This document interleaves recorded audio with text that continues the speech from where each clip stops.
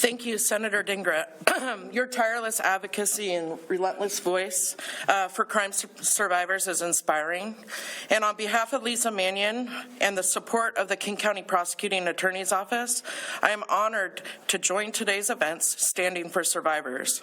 My name is Colleen McIngalls, and I've stood along survivors for over 20 years.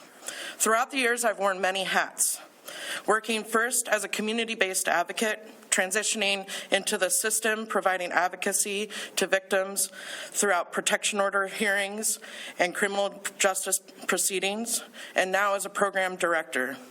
Over these 20 years, I've seen firsthand how our method of funding victim services off the backs of offenders is failing. Our old methodology must go, and our federal VOCA fund has failed. The most recent VOCA allocation is the lowest amount in 10 years, a 90% cut since 2018.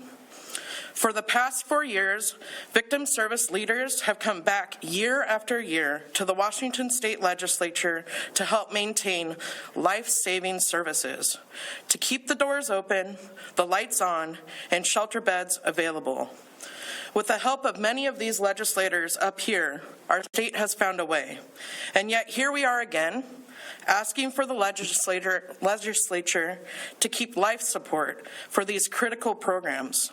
Meanwhile, every year, program directors like myself across our state tell our dedicated, experienced staff to prepare for unthinkable cuts. Unthinkable because our staff see the faces of women and children, battered and bruised, young and old, mourning their losses, who have nowhere else to turn if these programs are closed. And yet we beg our experienced, dedicated staff in legal aid and mental health, as therapists, advocates, to stick with us through the ups and downs of VOCA funding woes. Last year, the King County Prosecuting Attorney's Office filed over 5,000 felony cases.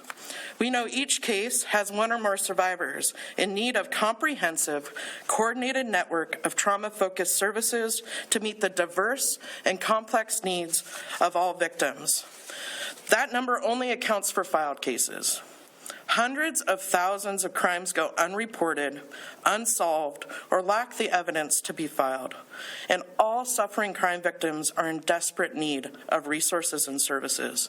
In my job, I'm reminded every day of the horrific tragedy and harm that crime victims survivors endure, the arduous system that they're plunged into.